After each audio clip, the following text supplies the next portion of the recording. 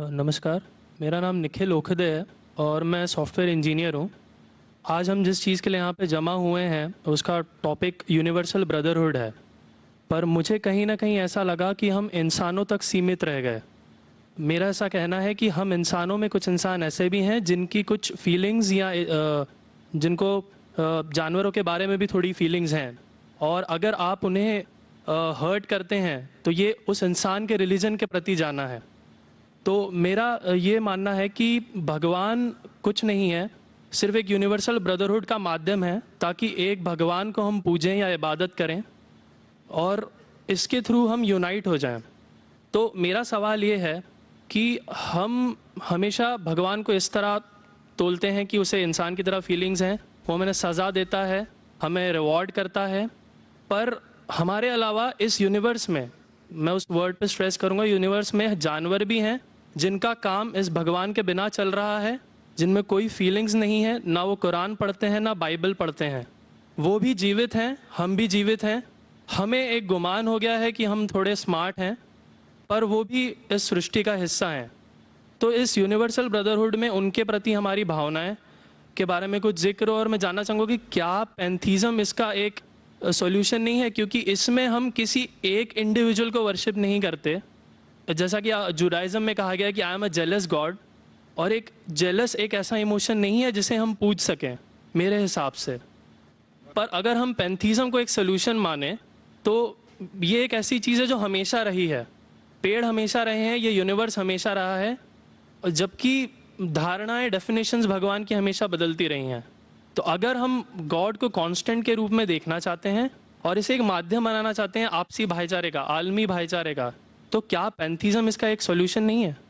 भाई साहब ने सवाल पूछा कि यूनिवर्सल ब्रदरहुड हम सिर्फ इंसानों तक महदूद रह गए हैं, क्या जानवर में जान नहीं है?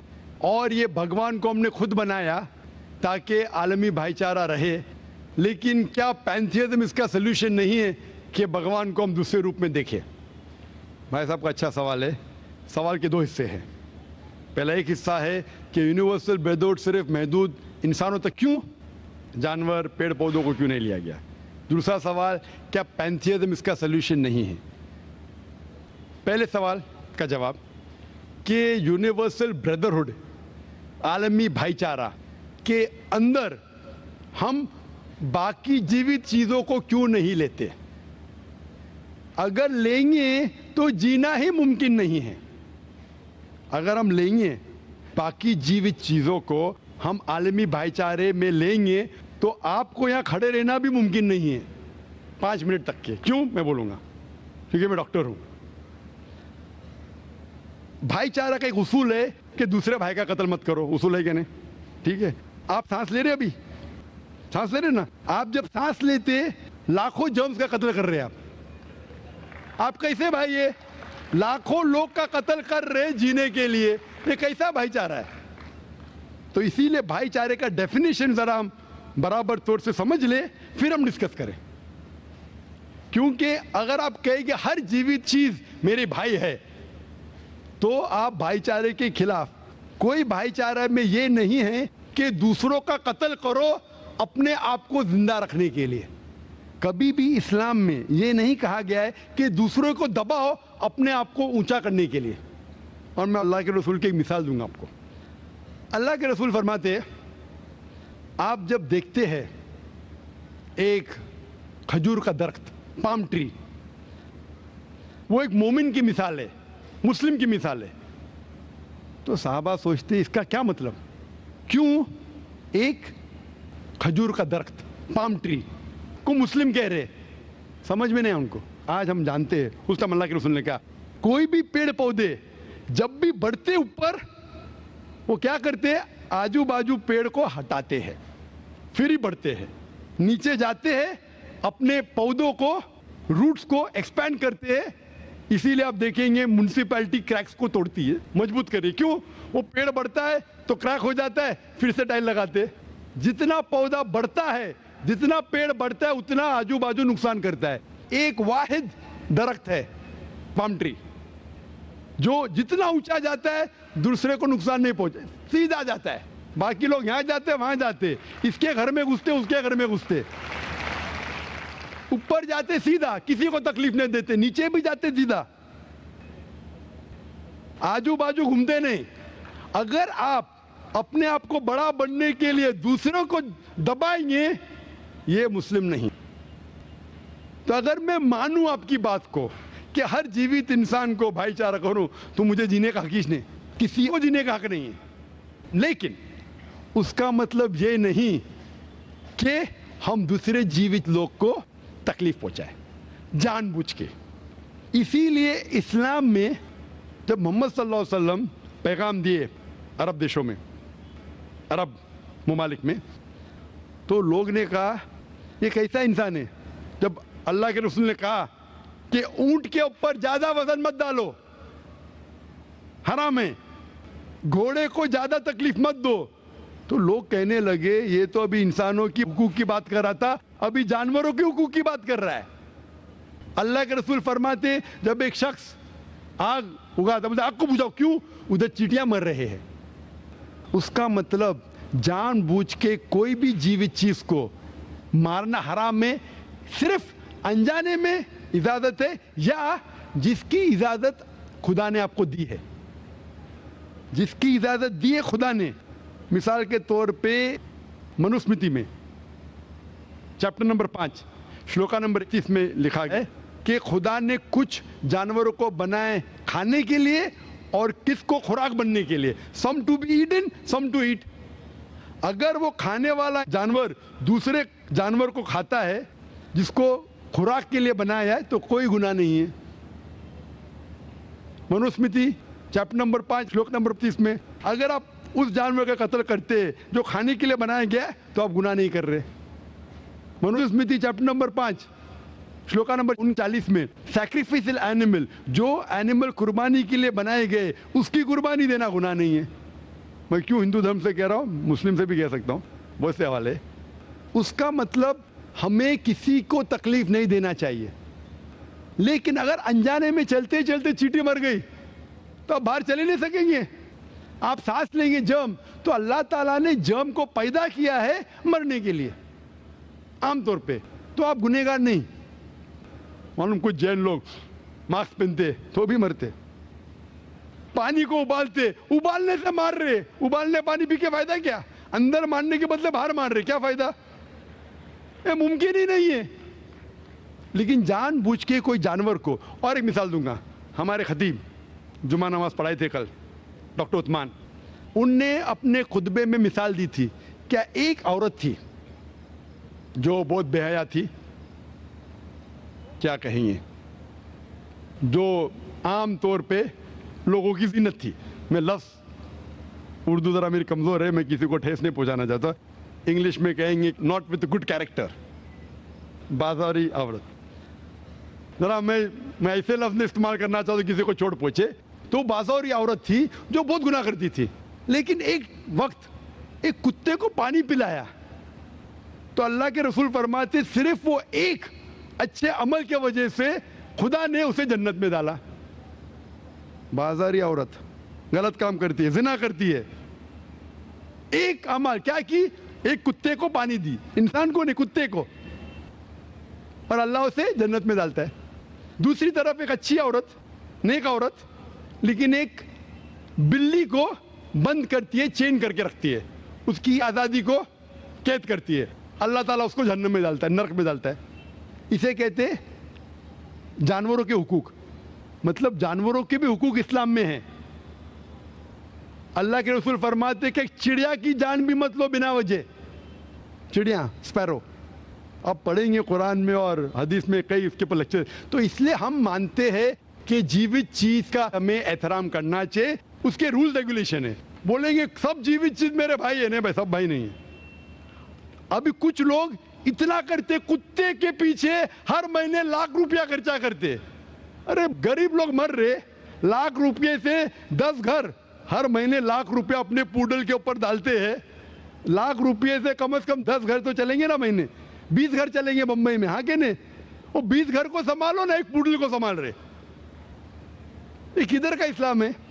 ठीक है, जानवर की कदर करो, इतना कदर मत करो कि उसके हाथ में चेन डालो सोने की, ये करो, ये खाना लेके आओ, खाना लेके आते लाख रुपए का,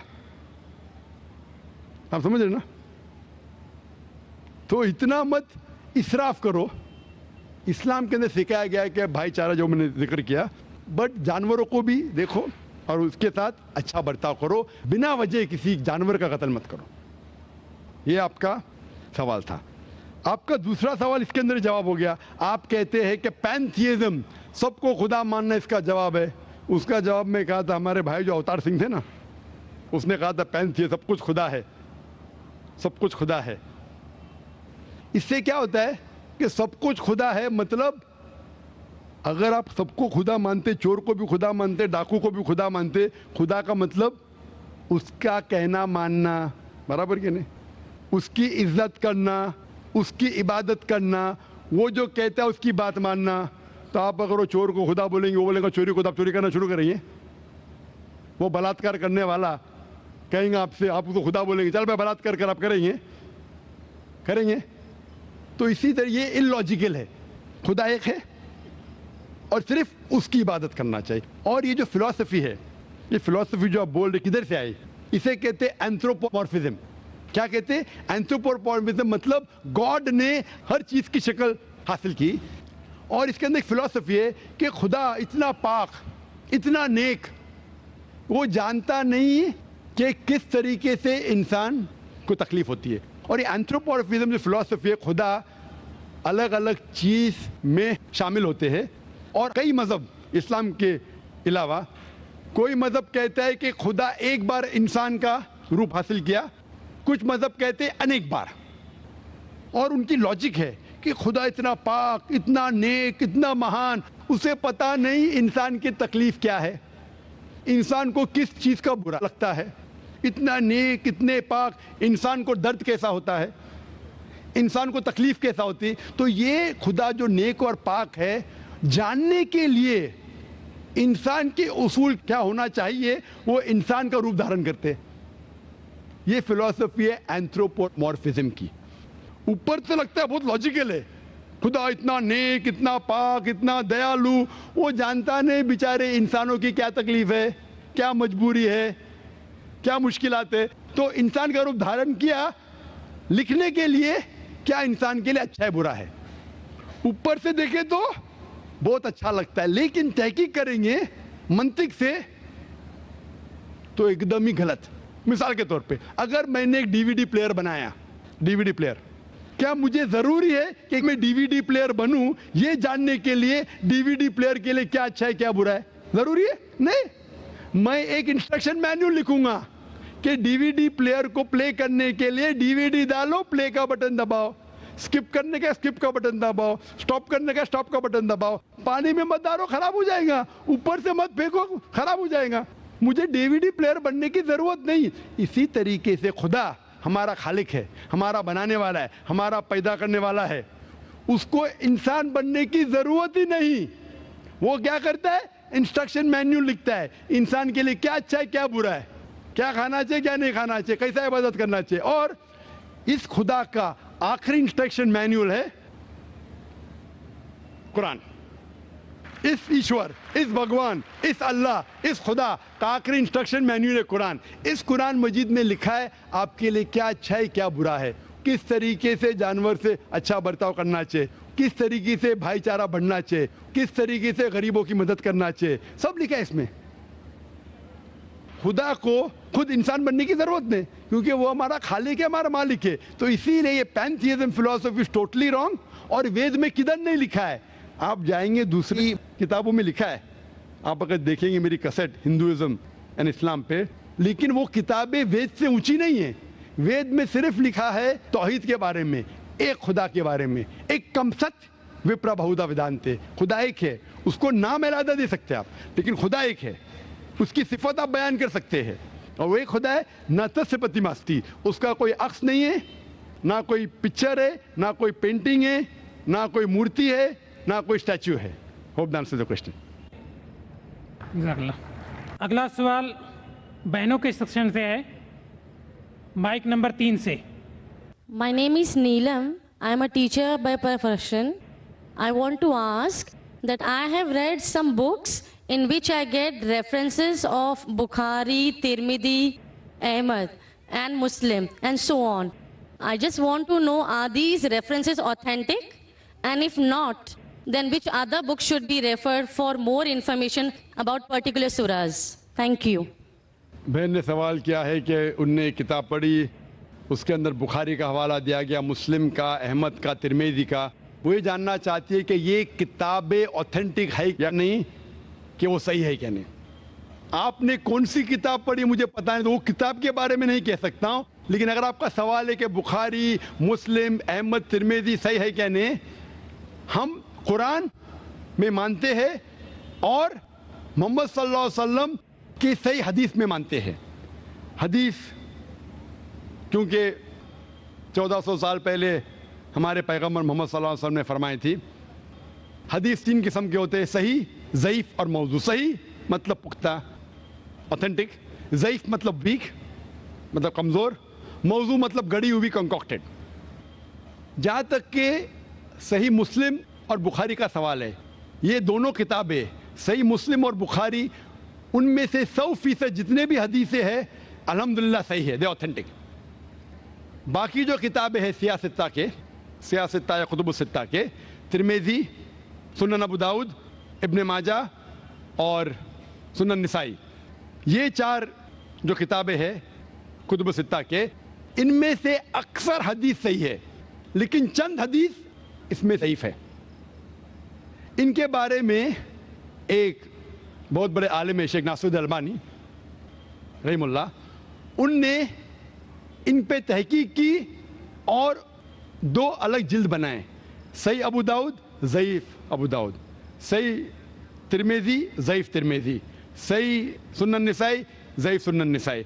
इस तरीके से तकसीम किया। ये चारों जो किताबें हैं अक्सर में से हदीस सही है, लेकिन कुछ ज़ईफ़ हदीस भी है। तो अगर आप जानना चाहते हैं कि अगर कोई हवाला दिया बुखारी का या मुस्लिम का, आप आंख बंद करके समझ सकते हैं ये सही है। लेकिन अगर कोई हवाला दे रहा है अबू दाऊद, तिरमिज़ी का, सुनन निसाई का, इब्न माजा का, आप सोच सकते अक्सर सही होंगे। लेकिन अगर आपको शक है तो आप नासिरुद्दीन अलबानी की किताब के बारे में तहकीक कर सकते और पता लगेगा कि इनमें से चंद हदीसें ज़ईफ़ है, और उसके बाद आपको पता लगेगा क्या ये सही है कि नहीं। तो कुरान मजीद के बाद जो किताब है जो मुसलमान कह सकते हैं कि पूरे तरीके से सही है, वो बुखारी है, सही बुखारी है। उसके बाद सही मुस्लिम है, और बाकी के 4 किताबों का मुताला करना चाहिए, उनमें से अक्सर हदीस सही है।